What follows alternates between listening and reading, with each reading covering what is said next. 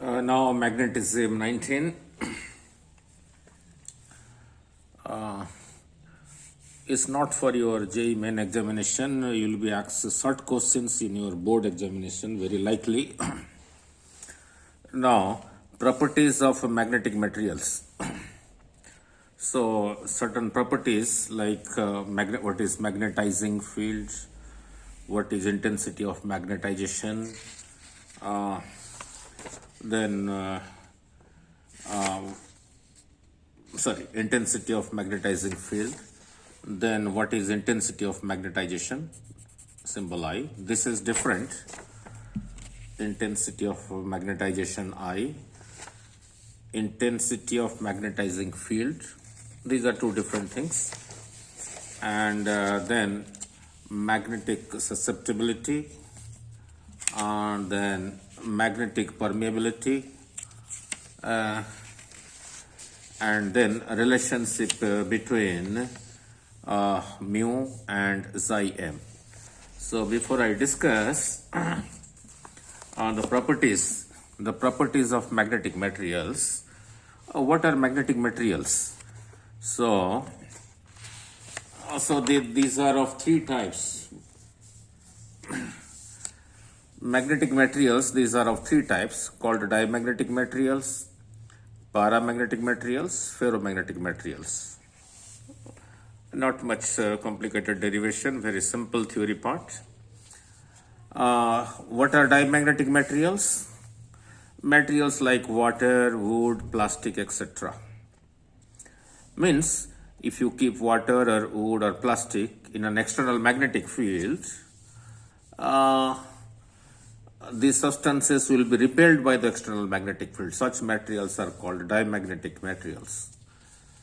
Then why it will do so? And we will study about their properties in this lesson only. Then comes your paramagnetic materials, such as aluminum, oxygen, titanium, etc. And these substances, aluminum, oxygen, titanium, etc., when placed in an external magnetic field, they are weakly attracted by the external magnetic field. So such substances are called paramagnetic materials. Then comes ferromagnetic material, for example iron, cobalt, nickel. These are strongly attracted by an external magnetic field, and they are called ferromagnetic materials, right? So now let us move on to the properties part of it. Very simple. The first is magnetizing field, symbol is B naught. What do you mean by this? When a magnetic material is kept in a magnetic field, it gets magnetized. It can be paramagnetic, it can be diamagnetic, it can be ferromagnetic. Suppose this is an external magnetic field. This is an external magnetic field. If you keep a substance, this external magnetic field called B naught, in which you can keep a substance. You can keep water, or you can keep iron, you can keep aluminium. Now, in the process, this material which you are keeping in this external magnetic field B naught, this material, depending on what type of material it is, it will be magnetized. This external magnetic field B naught in which this material is kept to get it magnetized is called magnetizing field B naught. So that is what I have said. When a magnetic material is kept in a magnetic field, an external magnetic field, it gets magnetized. Whether it will be magnetized strongly or weakly, or whether it will not be magnetized, that depends on the nature of the material. Means whether it is a diamagnetic substance or a paramagnetic substance or a ferromagnetic substance. But that external field in which you are keeping the substance is called the magnetizing field. Means due to this field, the substance will be magnetized. That field is called magnetizing field. Then comes intensity of the magnetizing field. Means how strong is this field, B naught. That is represented as H, intensity of magnetizing field. This is defined as, H is defined as B naught, means the magnetizing field over mu naught, where mu naught is the permeability of a free space. Free space means vacuum. And the unit of this H, intensity of magnetizing field, is Weber per meter square over Henry per meter. That one simplification gives us ampere per meter. So if you cross multiply this, you get B naught is equal to mu naught times H. Means the magnetizing field, means the external magnetizing field in which you are keeping the substance, is how much? The mu naught times H, means the intensity of the magnetizing field. Now, what is mu naught? Slight understanding here. Mu naught, what it actually measures? It is a measure of the amount of resistance offered or encountered when forming a magnetic field in vacuum. Now, to what extent vacuum allows or not allows the magnetic field lines to be created, right? So that is, and for vacuum it is 4 pi into 10 to the power minus 7 Henry per meter or Newton per ampere square. Now, there is a graph. You have to remember this graph for JEE main examination. Now, to this side is H, to this side is B, or you can say your B naught. This is your magnetizing field. This H is equal to your intensity of magnetizing field, means how strong is B naught. B naught. Now, permeability and relative permeability. Now, this D stands for diamagnetic substance, P stands for paramagnetic substance, F stands for ferromagnetic substance, and this red line is mu naught for vacuum, means permeability of a free space is mu naught. When H and B are plotted, diamagnetic substance has less mu as compared to free space. Paramagnetic substance has a mu more than mu naught. Ferromagnetic has a mu much more than mu naught, that is permeability of a vacuum. Now, the other way to look at mu, what is mu? Permeability of a free space or vacuum is like this. Permeability. For example, for cobalt iron, the value of permeability is this much, and the relative permeability is 18,000, right? What do you mean by this? This indicates the ability of a material. This is for a material. Mu naught is for vacuum. Mu is for a material. Mu is the ability of the material to support the magnetic field. Means when the material is kept an external magnetic field called the magnetizing field, to what extent that material will support magnetism in it. The ability of the material to support magnetic field in it is called its permeability. Means magnetizing capability of that material.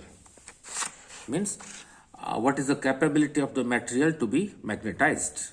For example, if it is ferromagnetic, its capability is much more than a paramagnetic substance and much more than a diamagnetic substance. That is the meaning of mu.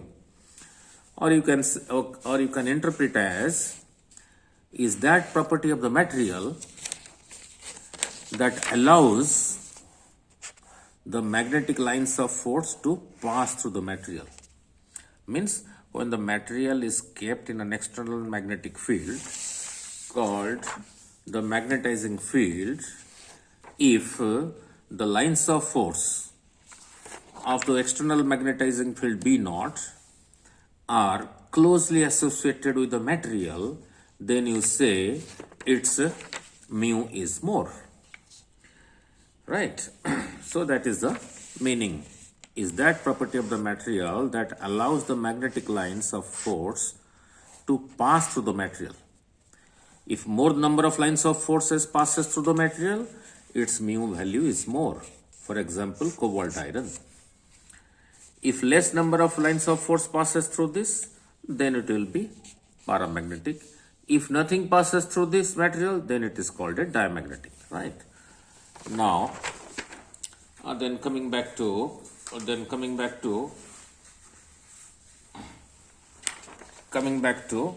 intensity of magnetization. Symbol is I. It's a vector quantity. Don't confuse it with H. H stands for intensity of magnetizing field. That is the field B naught. I stands for intensity of magnetization. Now, there are two different things.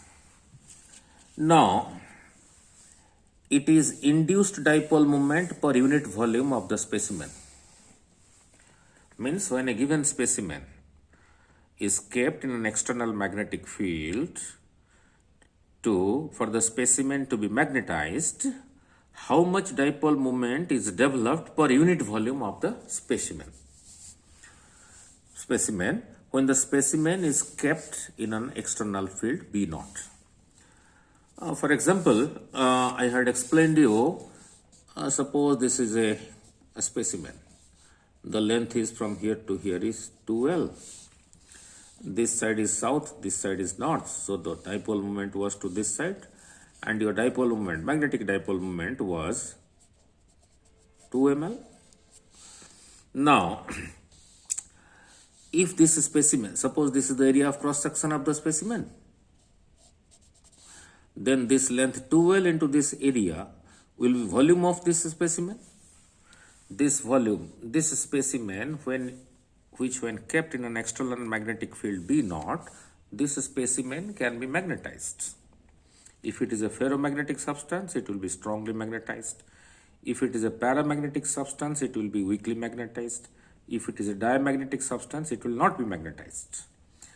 But the substance has a length, has area of cross section, and has a volume. Therefore, has a volume. And what is I? How much magnetic moment is developed per unit volume? Magnetic moment is 2 ml. M is the pole strength, 2L was the length. And what will be the volume of this specimen? This specimen from here to here is 2L. And this is your area of cross section. So area of cross section into length will be volume. So area of cross section into length will be volume. Now 2 cancels, LL cancels. So I am left with pole strength per unit area. This is called I, intensity of magnetization, right? Which is different from capital H, where capital A is the area of cross section of the magnet of the specimen, which when kept in an external magnetizing field B naught has been magnetized. And what is I for that material is how much pole strength is developed per unit area, right? Now, and the other way to look at it is, that is, induced pole strength per unit area of cross section. Now, supposing with an area A, the pole strength developed is M, when the specimen is kept in an external magnetizing field B naught. Had this been unity, then how much this would have been? This would have been M over A. This is called your I, intensity of magnetization. Now, I can be positive, I can be negative. Now look here, to this side is your B naught, means the external magnetic field called the magnetizing field, in which you have kept a specimen. There is a specimen here, there is a specimen here. Suppose this specimen, when kept in this field, which is B naught or H, this side becomes south, this side becomes north. So its magnetic moment is from south to north. And the magnetic moment of this field and the magnetic field lines of this external field is to this side. If this is the case, this side becomes south, this side becomes north, then I for this material is taken as positive. If the material is such, this material, such that this side becomes north and this side becomes south, then its magnetic moment is to this side, from south to north. Then for this, then I is taken as negative, and unit of I is ampere per meter. Ampere per meter. There is not much derivation in it, and I will have one more lesson to finish magnetism, and then we'll have one more chapter to finish your +2 physics. Then comes your so third part is over. Now then comes your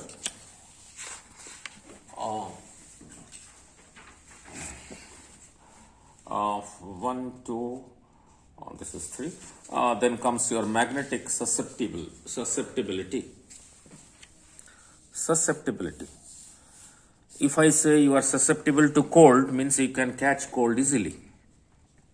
As the season changes, suppose I say you are very susceptible to catching cold, means with the slightest exposure you can catch cold easily. That is what the meaning of susceptibility is. So for a magnetic material, what does this mean? The ease means how easily, the ease with which a specimen can be magnetized. If you take two substances, one, and keep both of them in the same magnetizing field B naught, suppose one of the substance gets magnetized easily, and the other not, then you say the one that gets easily magnetized has more susceptibility. The one which is difficult to magnetize, when kept in an external magnetizing field B naught, then you say its susceptibility is less. If something gets magnetized, some material gets magnetized easily when kept in an external magnetizing field, then you say its susceptibility is more. If it doesn't, you say its susceptibility is less. Now, so the read as Xim, this is a Greek symbol, magnetic susceptibility. If it is more, the meaning is the specimen can be magnetized easily. Means when the specimen is kept in the external magnetizing field, the lines of force of the external magnetizing field will be associated with the specimen very easily. For example, iron. Now, it is defined as I over H. It is a scalar quantity. I just explained you intensity of magnetization, and susceptibility is intensity of magnetization over H. Be very careful. H your intensity of magnetizing field. H is intensity of magnetizing field. I is intensity of magnetization. What is the meaning? By applying H field, suppose the intensity developed is I. If you apply unit field, how much it will be? I over H. So, since I and H both have the same units, therefore it is a scalar quantity, has no units, just a number. Then comes magnetic permeability, mu. If it is written as mu naught, then it is for vacuum. If it is written as mu, then it is for the medium. This is defined as B over H. Applying H field, the magnetism developed is B. If you apply unit field, it will be B over H. So, if you cross multiply, you get B is equal to mu times H. Right? So, this is for the material. This is material dependent. So what is mu? magnitude of the total field inside the material divided by intensity of the magnetizing field, means B naught. H is the intensity of the external field B naught. B is the magnitude of the total field that is developed inside the material, right? So be careful. B naught is your external magnetic field in which a specimen you keep to get it magnetized. The amount of magnetism developed in the material is called B, right? So this is the magnitude of the total field inside the material, developed inside the material, divided by intensity of the magnetizing field B naught. And the intensity of B naught is written as H. Then comes relative permeability. Symbol is mu r. Since it is relative, therefore you must be comparing two different things. Relative permeability is B over V naught. What is this? And what is this? This B naught was the external magnetic field in which you were keeping the specimen to get the specimen magnetized. This B is the magnitude of the field developed in the material. The ratio of that is called mu r. That is magnitude of the total field inside the material when the material is kept in B naught, and over magnetizing field, that is B naught. So I just explained B is equal to mu times H, and B naught is mu naught times H. H is cancelled, so mu over mu naught. This is for the material, this is for vacuum. The ratio of that is called relative permeability. Means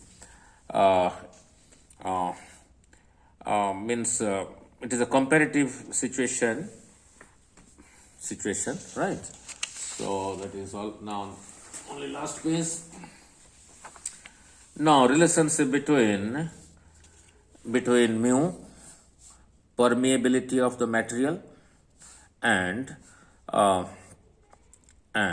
your susceptibility of the magnetic material. Very simple. Let B naught is the magnetizing field in which the specimen is kept to be magnetized.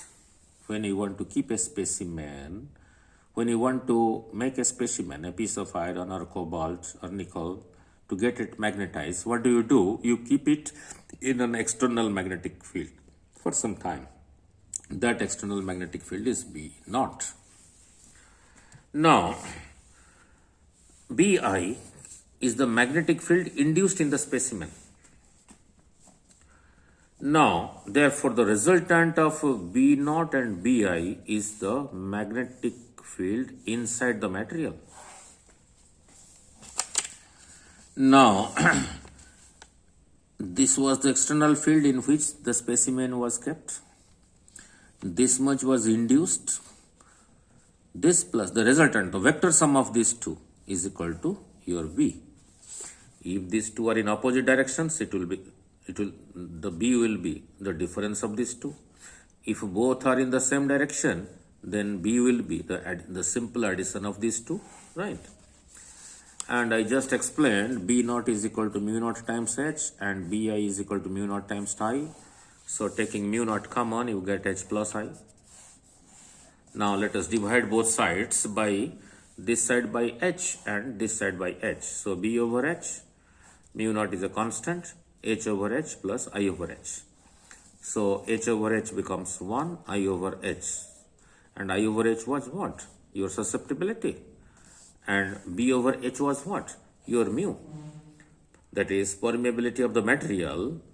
Permeability of the material is equal to permeability of vacuum into 1 plus its susceptibility. Now, if you bring mu naught to this side, it gets divided. Mu over mu naught is equal to 1 plus this, and mu over mu naught I just explained is your relative permeability, not permittivity. Permittivity is the word we were using in electrostatics. In magnetism, it is called permeability. So, mu r is equal to 1 plus susceptibility. And in next lesson, we will study the value of xi m, the value of I for different types of material like diamagnetic material, ferromagnetic material, and paramagnetic material.